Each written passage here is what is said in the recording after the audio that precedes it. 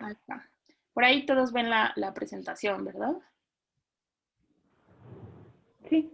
Sí. Bueno, en este taller tenemos pues algunas preguntas, creo que van a ser detonantes, va a haber muchos dilemas, creo que van a surgir a lo largo de las sesiones y principalmente pues vamos a, pues a tratar de dilucidar de dónde es que viene incluso pues esta idea de los derechos humanos, de los derechos culturales, cómo se vinculan con diferentes temas y problemáticas, cómo se ha entendido o cómo entendemos el derecho a la ciudad, el tema de accesibilidad, ¿no? Y de acceso y cómo se configuran estas definiciones. No necesariamente en muchos casos se utilizan desde un punto de partida de derechos humanos, entonces también vamos un poco, la idea de la dinámica del taller es generarnos mejores preguntas y generar mejores preguntas también hacia los entes de gobierno, hacia las instancias, hacia quienes son responsables de garantizar estos derechos.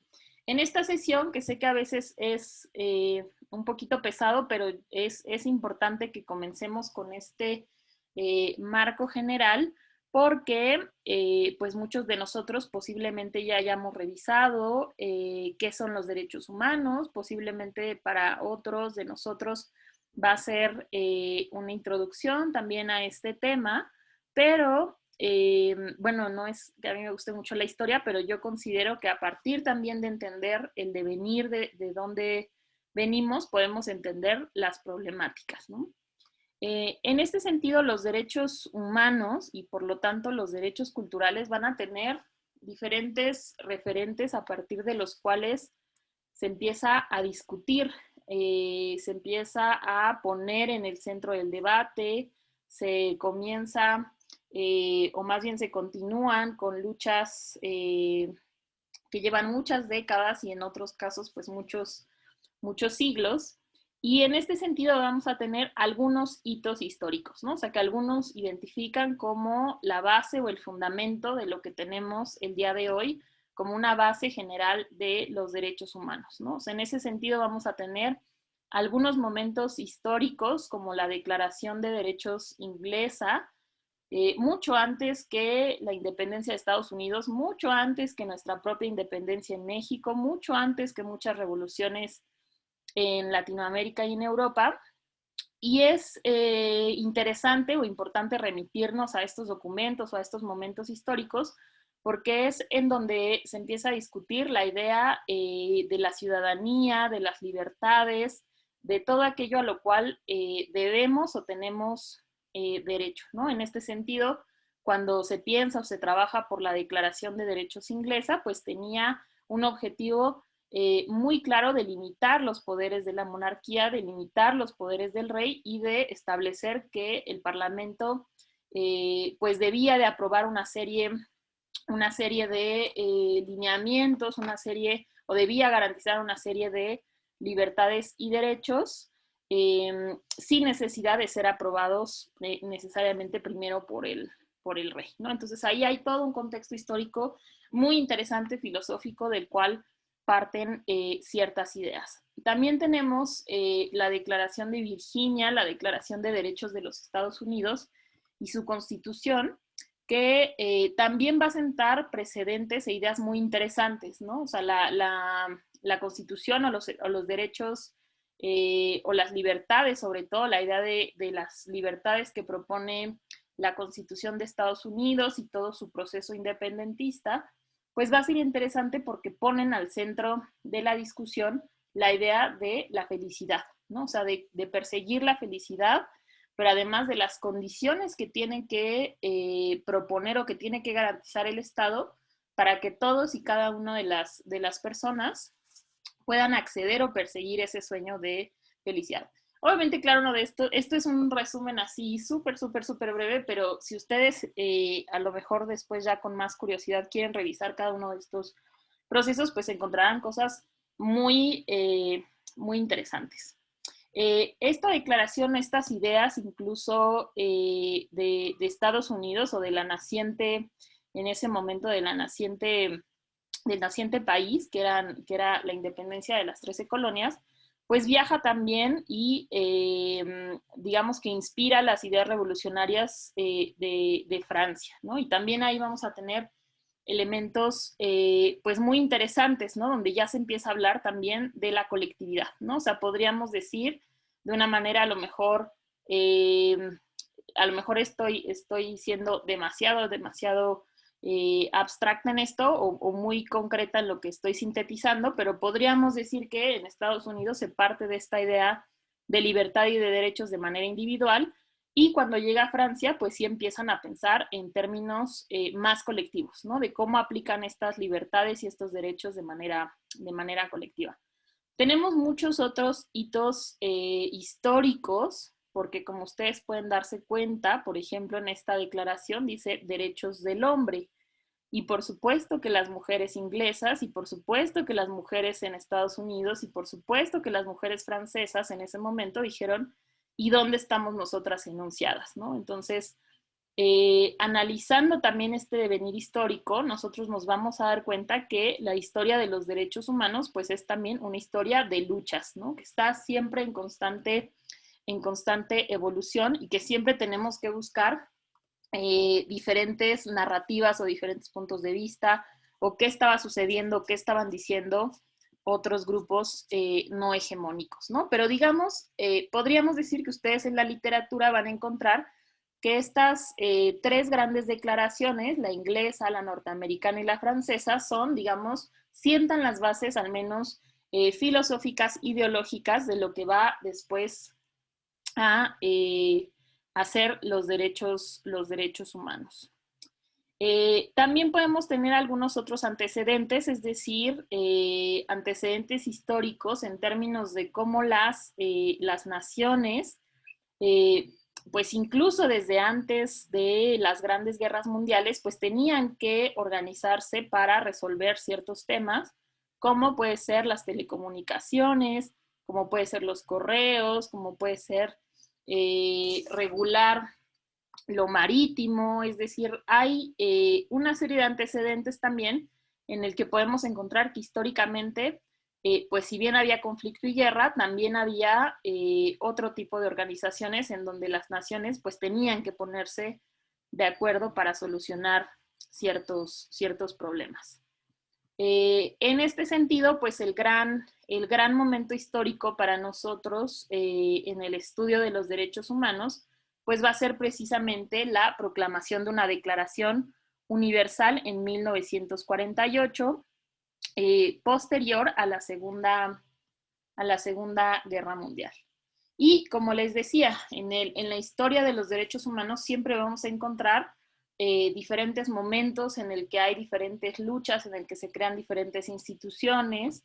Entonces, también podemos encontrar otra fecha que va a ser interesante, y bueno, ahorita voy a vincularla porque es que décadas después que tenemos esta declaración, pues se crean también otro tipo de organizaciones para la defensa o la sanción, ¿no? En el ámbito de violaciones a derechos humanos, como puede ser la Corte Penal Internacional. En este sentido, ¿por qué es un hito la Segunda Guerra Mundial para la perspectiva histórica occidental, para esta perspectiva de derechos humanos? Pues es un hito, uno, por la pues por la magnitud de lo que se vivió, ¿no? O sea, por la magnitud de los países que estuvieron involucrados, por la magnitud de las atrocidades, por la magnitud en términos históricos de comunicación, ¿no? Es decir, yo creo que no hay ninguno de nosotros que no haya escuchado o visto, leído o de alguna manera, pues, ha estado en contacto con las narrativas de la Segunda Guerra Mundial, es decir, forma parte, pues, de un hito eh, muy interesante, muy importante, pero que además va a sentar las bases o que si bien ya, como pudimos ver, siglos antes venían muchas discusiones y muchas luchas por los derechos, por los derechos civiles y políticos, sí este momento de gran atrocidad sí marca un momento en el pensar justamente hasta dónde llegan estos límites, ¿no? O sea, cuál es el límite de lo humano, cuál es el límite de lo que, cuáles son los límites de la guerra, ¿no? Es decir, sí se empieza a, pues a debatir una serie de límites, por ejemplo, en temas de los códigos de ética de los médicos, ¿no? Es decir, sí es un hito en el sentido de que a nivel normativo jurídico se empiezan a dar una serie de discusiones muy interesantes. Entonces, por ahí, quienes también estén interesados en esto de los juicios de Nuremberg, que es donde se da toda esta, pues donde se juzga a todos aquellos que fueron del partido nazi, del Partido Nacional Socialista, pues ahí también justo quienes vean estos documentales o estos juicios, ahí se dan debates muy interesantes acerca de qué es lo humano, de qué es la justicia, de hasta dónde llegan los límites, de qué es la responsabilidad, pero sobre todo va a haber algo que es importante y que va a ser también un punto medular en el tema de derechos humanos y tiene que ver con que quienes cometieron estas atrocidades, pues era precisamente un Estado-nación, ¿no? O sea, eran autoridades. Entonces ahí es donde vamos a encontrar también un punto medular en términos justo de lo que son los derechos humanos, ¿no? Es decir, cometer estas atrocidades contra las personas utilizando al Estado, ¿no? Utilizando un puesto, una autoridad de gobierno. En este sentido, bueno, ante esta situación, y aunque bien hay otros antecedentes como les comentaba, de organizaciones internacionales, pues sí va a ser importante para nosotros en este estudio de los derechos humanos, de los derechos culturales, el, pues el contar con un organismo como las Naciones Unidas, ¿no? También por ahí, pues ustedes o quienes estén interesados, hay algunos artículos muy interesantes acerca de su funcionamiento, que también por ahí yo puedo compartirles algunos detalles más específicos, pero para nosotros va a ser importante también pues conocer este sistema para conocer también desde dónde se piensan los derechos culturales, desde dónde se piensan los tratados, las convenciones, las recomendaciones, quién en la ONU está pidiendo los informes a los estados, ¿no? sobre el estado de sus derechos culturales. Entonces vamos a tener ciertos elementos que va a ser muy importante para nosotros conocerlos.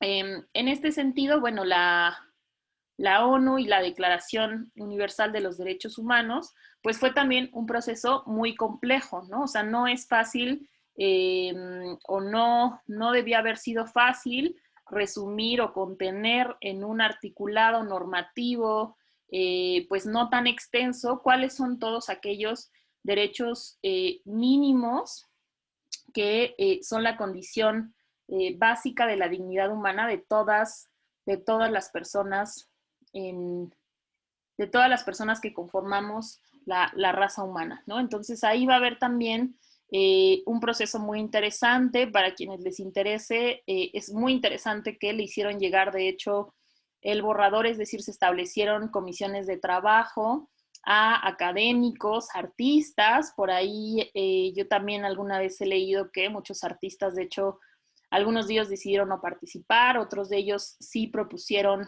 o dieron su punto de vista respecto a lo que debía de contener o no una declaración universal. Y algo interesante que pocas veces se dice es que fue una mujer, fue Eleanor Roosevelt, la esposa del presidente de Estados Unidos en aquellos momentos, quien coordinó los trabajos, ¿no? Ella fue la que coordinó este proyecto de redacción en el que pues también es complejo, se imagínense en la diversidad de filosofías y de teologías y de cosmovisiones a nivel mundial, cómo entender la libertad, cómo entender la dignidad humana, ¿no? Por ahí también hay algunos textos, son los menos, pero hay algunos textos también muy interesantes, muy críticos respecto a cómo era incompatible, por ejemplo, la filosofía o la cosmovisión de países orientales respecto a lo que concebíamos o se concibe en Occidente como lo humano, como la dignidad, como la libertad, como el derecho, ¿no? Entonces vamos a tener también ejes muy críticos de los derechos humanos, que es importante que ustedes conozcan o que se adentren un poco a conocer siempre de la manera más compleja un mismo fenómeno. En este sentido, pues finalmente fue redactada, llegaron a ciertos acuerdos, llegaron a este, podría decirse, pues resumen de estas discusiones de siglos, ¿no? Respecto a qué constituye la libertad, el derecho, la justicia, la dignidad, y pues quedó asentado en una Declaración Universal de Derechos Humanos de 1948, que esta pues va a ser nuestro punto de partida en su artículo 27 sobre los derechos culturales. En este sentido, y como les comentaba, va a ser importante para nosotros, digo, si bien a lo mejor no vamos a salir expertos en el sistema de las Naciones Unidas o en los sistemas regionales, ¿no? de derechos humanos, sí es importante que conozcamos algunos de los órganos, que conozcamos pues el trabajo de la UNESCO, que va a ser un organismo especializado en educación, ciencia y cultura, que conozcamos lo que trabaja la Organización Mundial de la Propiedad Intelectual, porque eso va a estar vinculado directamente con los derechos de autor y con la creatividad. Va a ser interesante que conozcamos otros fondos y programas, como puede ser el programa de Naciones Unidas para el Desarrollo, que también viene integrando una visión de lo cultural muy interesante a esta dinámica o a las dinámicas de desarrollo.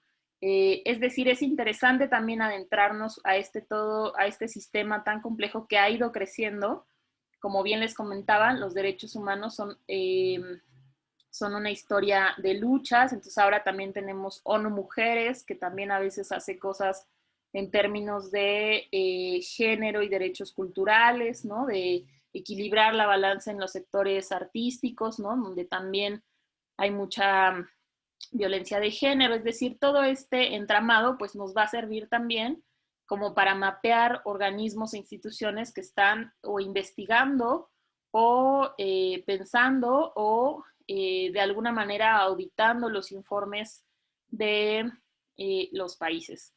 En este sentido, si bien también, y bueno, por eso comienzo un poco con este breve análisis histórico, porque tenemos que entender también y tener claro en los derechos humanos que vienen de una historia de conflicto, que vienen de la guerra, que vienen de la atrocidad, y así va a ser mucho de o sobre ese piso va a crecer todo este diálogo y toda esta discusión. Discusión que es totalmente relevante a la fecha, ¿no? O sea, ustedes dirán, bueno, ¿y cómo hablamos desde el ámbito internacional de los derechos culturales? ¿O cómo entra el patrimonio cultural como derecho cultural en este entramado de guerras y en este entramado de pues un conflicto como lo fue la Primera y Segunda Guerra Mundial?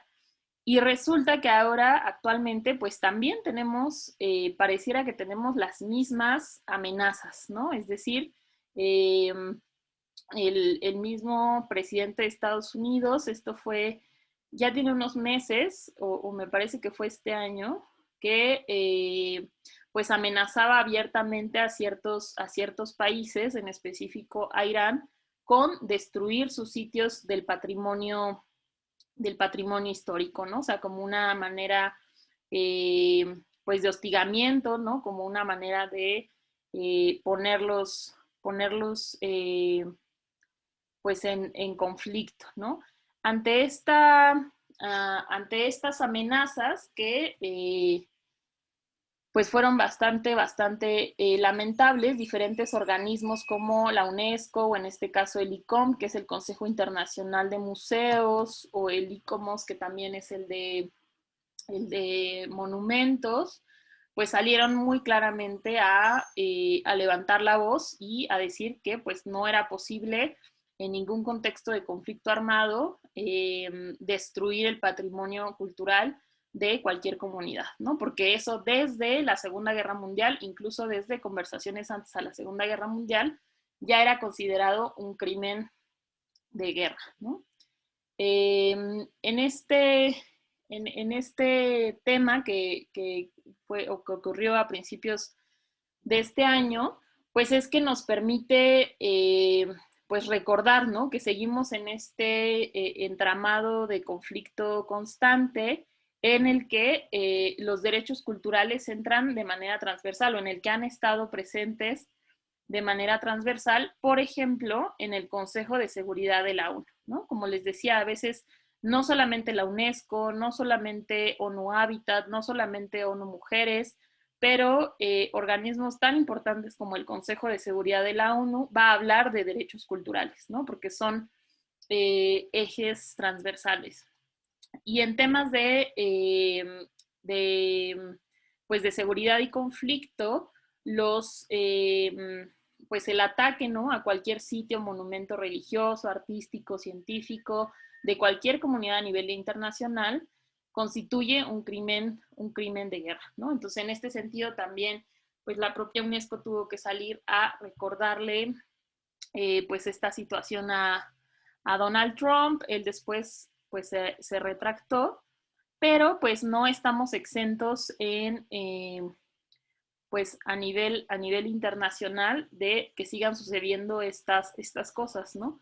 Este es otro de los temas que tiene que ver con derechos humanos, que tiene que ver con derechos culturales, que también fue muy reciente, o sea, ha venido también a la conversación pues entre arqueólogos, el tema de pues como uno de los historiadores sirios fue pues asesinado, torturado brutalmente por ISIS por rehusarse a pues abandonar el departamento en donde él resguardaba piezas y monumentos de la cultura de Palmira, ¿no? Entonces, son temas que, si bien muchas veces vemos posiblemente el conflicto o los convenios y tratados en materia de derechos culturales y guerra como algo del pasado, como algo que viene de la Segunda Guerra Mundial, es algo que tiene relevancia actual, ¿no? Porque sigue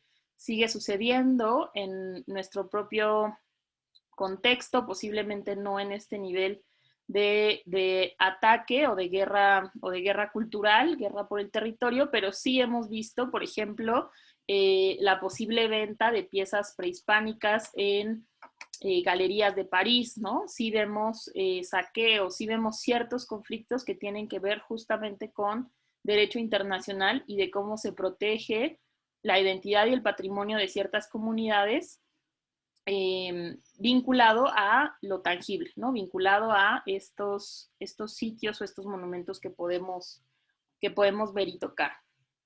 En este sentido, pues vale la pena sí, pues dejar, ¿no? De manera muy clara este tema de, entonces, qué son los derechos humanos, ¿no? O sea, todos estos antecedentes históricos, filosóficos, ontológicos, cómo se constituyen o cómo podemos entender los derechos humanos al día de hoy.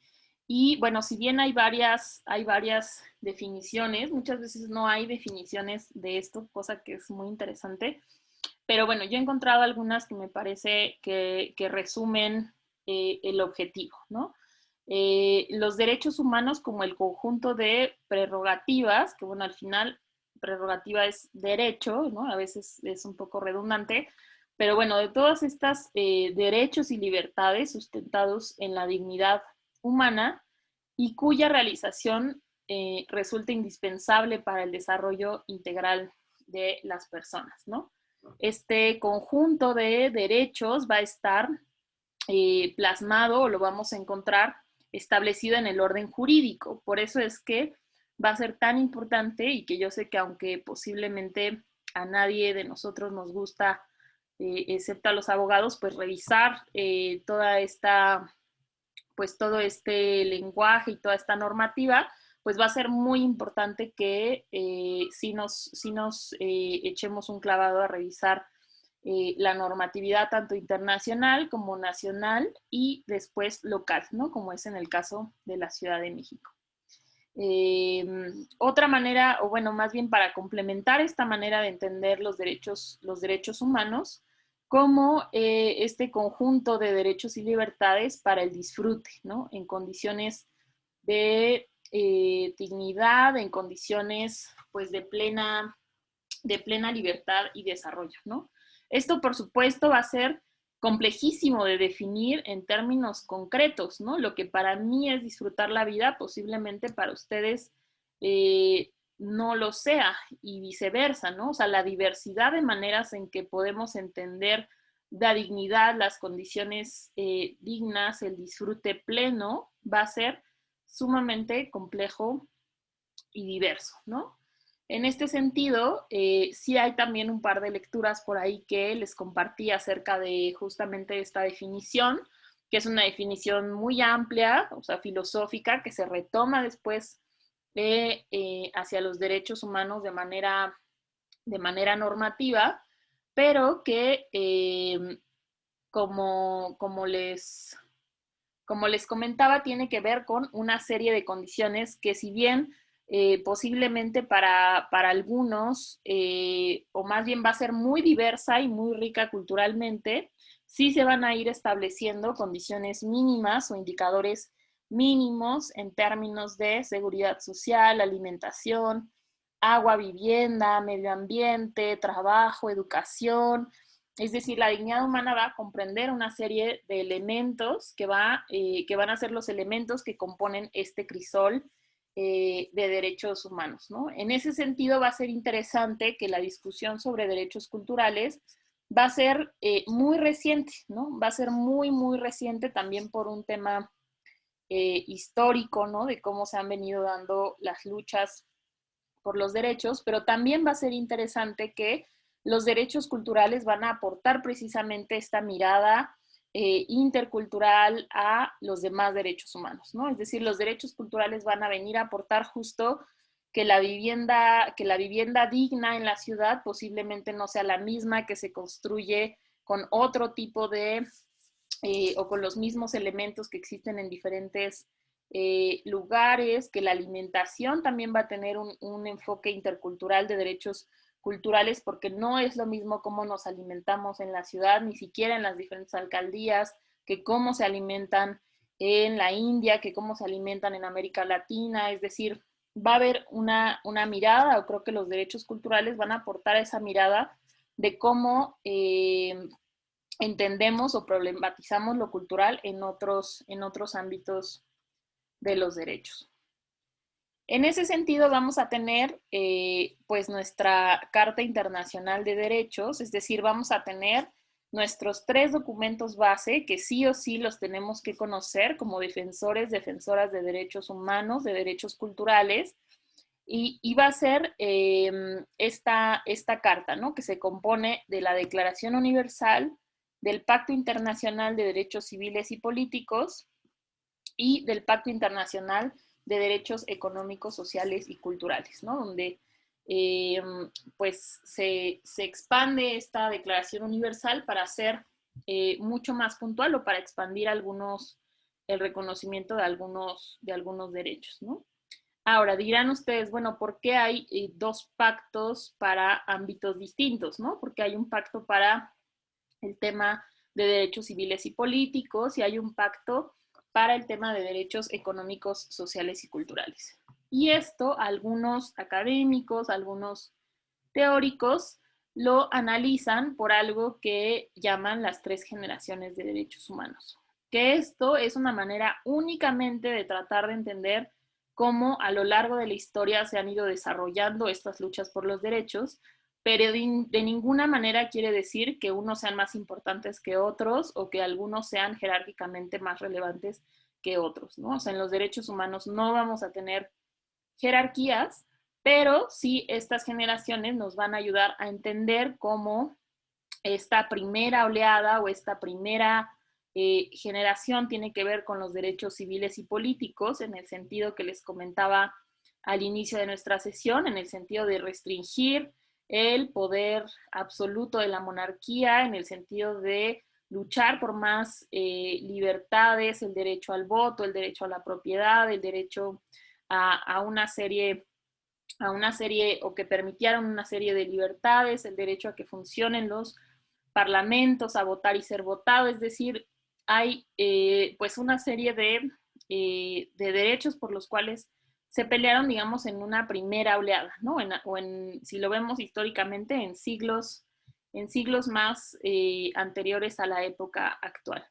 Después tenemos una segunda oleada donde vemos que surgen pues también la necesidad de pelear pues no solo ya por el derecho a votar y ser votado, sino además por derechos que se ejercen en colectivo, ¿no? O sea, los derechos sociales, ¿no? De la sociedad que tienen que ver con el trabajo, con la vivienda, con condiciones dignas en términos justo de cómo está estructurado lo económico, ¿no? Ahí es también donde tenemos una segunda oleada.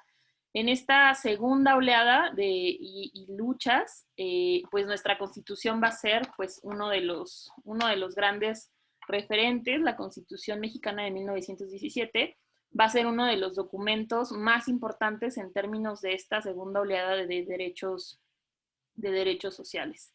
Y existen otros que, pues ya académicas de manera más reciente, pues llaman los de tercera generación. Y los llaman de tercera generación porque tienen que ver con cuestiones ya mucho más recientes, ¿no? Que tienen que ver con, por ejemplo, la ética de la clonación humana, con el medio ambiente sano, tienen que ver con temas de migración a gran escala, ¿no? Es decir, tienen que ver con problemas que posiblemente no eran tan visibles o no nos aquejaban de una manera con una magnitud muy extensa a nivel mundial, como lo puede ser, por ejemplo, el cambio climático, como antes, ¿no? También por ahí les puse una pequeña lectura sobre este tema, ¿no? De cómo algunos utilizan de manera didáctica esta teoría de las etapas de los derechos humanos. Como les comentaba, pues algunos consideran que esta primera etapa tiene que ver con las libertades fundamentales, que también quiero ser muy puntual, siempre cualquier cosa pueden criticarla y debería ser un ejercicio el criticar siempre todo lo que nos llega a nuestras manos, a nuestros ojos, a nuestros oídos. Esta teoría, como les decía, si bien sirve para entender a lo mejor el desarrollo a lo largo de los siglos, también invisibiliza muchas luchas posiblemente, ¿no? O sea, no quiere decir que porque hubo esta primera generación de derechos civiles y políticos, ya ganamos los derechos civiles y políticos, ¿no? O sea, sí tiene que, históricamente tenemos que reconocer que aun y cuando en esta tercera oleada, por ejemplo, en el que se conoce como derechos de solidaridad internacional o de los pueblos, posiblemente siguen en boga los derechos de libertad de expresión, de asociación, de igualdad, de vida, ¿no? Es decir, hasta hace muy pocas décadas las mujeres en México no podíamos votar, no podíamos, por supuesto, ser votadas, no podíamos tener una propiedad, ¿no? Es decir, no teníamos acceso a una serie de derechos en la norma jurídica y, bueno, en la realidad social tangible, como también lo fue así en Estados Unidos, ¿no? O sea, en Estados Unidos también hasta hace muy pocas décadas las mujeres también tenían de facto una serie de discriminaciones en diversas normas. También hay discriminación de género por orientación sexual, es decir, no quiere decir que porque esta primera generación fue de las libertades fundamentales, esas libertades fundamentales estén ganadas, ¿no? O estén ya de facto resueltas, ¿no? En las normas. Y bueno, en la segunda generación vamos a encontrar pues a nuestros derechos culturales asociados a los derechos económicos y sociales, ¿no? Y en este sentido, pues va a ser interesante también, justo como les decía, que las discusiones en otros ámbitos de los derechos han sido mucho más amplias, ¿no? O sea, ha sido mucho más analizado el derecho a la educación, a la salud, al trabajo, o sea, dentro del mismo ámbito de los derechos humanos, los derechos culturales como que han sido relegados de la discusión, ¿no? O sea, como que son, y bueno, esta es una percepción personal, como que a veces se consideran menos importantes, ¿no? Como que somos los hermanitos chiquitos que pues no somos tan importantes de discutir como puede ser el derecho electoral, ¿no? El derecho humano a la libertad de asociación. Cuando pues vamos a tener una serie de características que nos indican que pues no hay una jerarquía entre derechos, ¿no? O sea, que tan importantes son unos como otros, pero que tenemos que entenderlos de manera interdependiente e interrelacionada, ¿no? En ese sentido, si el menoscabo de uno, pues implica el menoscabo de otro, ¿no? Es decir, el hecho de como mujer sufrir discriminación o violencia en siendo cineasta, pues menoscaba tu derecho cultural también a la producción, al trabajo y a una serie de derechos que son parte de una esfera interrelacionada, interdependiente y por lo tanto que decimos indivisible, ¿no? Es decir, vamos a utilizar de manera pedagógica los derechos culturales como una manera de entender un ámbito muy específico del desarrollo de los derechos humanos, pero no se nos debe de olvidar que están siempre vinculados con otros derechos, ¿no? O sea, nunca son así cajitas en lo individual en el que eh, pues debamos, ¿no? De orientarnos o enfocarnos únicamente al ejercicio, la garantía de uno en específico, sino tenemos que pues desentrañar entre todos justo cómo se van relacionando uno con otro. Otro tema también importante en términos de las características o los principios. Hay muchos otros también que vamos a encontrar, no son los únicos 5 principios o características, pero son algunos de los que me parecían pues más interesante, es el tema de que no pueden ser retirados a una persona, ¿no? Esto también pues va a tener sus excepciones, es decir, si cometes un delito, pues puede ser sujeto a perder tu libertad, ¿no? Pero esto también con las debidas garantías procesuales, ¿no? Que van a llamarle ahí los abogados. Y el tema de la universalidad, que va a ser una característica y un principio muy interesante porque, como les decía, el tema de la universalidad que sea aplicable a cualquier persona en cualquier lugar no demerita que los derechos se desarrollan en un contexto específico, ¿no? ¿Esto qué quiere decir? Que aunque tuvimos o aunque tenemos una Declaración Universal de los Derechos Humanos, esta declaración y los sistemas específicos en que se desarrolla la norma va a tener características contextuales específicas, ¿no? O sea, no es lo mismo, por ejemplo, hablar de derechos culturales y cultura alimentaria en México, dada la tradición milenaria de algunos elementos como el maíz, como el cacao, como la misma destilación, el mezcal, como la tortilla, como una serie de alimentos ligados a la identidad cultural, que a lo mejor hablar de derecho a la alimentación en Estados Unidos, que derecho a la alimentación en Perú, ¿no? Donde lo que defienden es la diversidad de tubérculos, ¿no? De papas. Entonces, si bien tenemos derechos universales, cómo aterrizan en cada contexto y cómo se desarrollan y cómo se desarrolla su protección, sí va a ser, sí va a responder a un contexto histórico y cultural específico. Bueno, ahí en el tema de universalidad hay algunos textos también muy interesantes que les voy a recomendar para que revisemos, sobre todo de cara justamente a cómo entender la universalidad en la diversidad cultural. Y para acabar con la exposición de la sesión del día de hoy, algunos de los puntos centrales que me gustaría ir poniendo, pero que por supuesto van a estar a discusión a lo largo de todas nuestras sesiones y de nuestro taller, son estos, ¿no? O sea, los derechos humanos son garantías jurídicas universales de todas y todos, de todas las personas, que protegen a las personas en individual o a los grupos, ¿no? A los grupos y colectivos, contra acciones y omisiones que interfieren con las libertades, los derechos fundamentales y la dignidad humana. Y aquí en el tema de acciones y omisiones vamos a hacer vamos a resaltar esto muchas veces, porque también una omisión del Estado puede interferir con la libertad, ¿no? O sea, muchas veces la inacción también va a constituir una violación a derechos humanos. Y esto lo vamos a ver muchísimo en derechos culturales, ¿no? O sea, no solamente es la acción, por ejemplo, la censura, la que puede constituir una violación, sino también la omisión, que no haya una norma específica para, por ejemplo, tocar música en la calle, ¿no? Que proteja el trabajo de los artistas callejeros. O sea, las omisiones también van a constituir, en muchos casos, violaciones o atentados contra los derechos. También esta legislación es importante destacar que va a obligar principalmente a los gobiernos y a algunos actores no gubernamentales.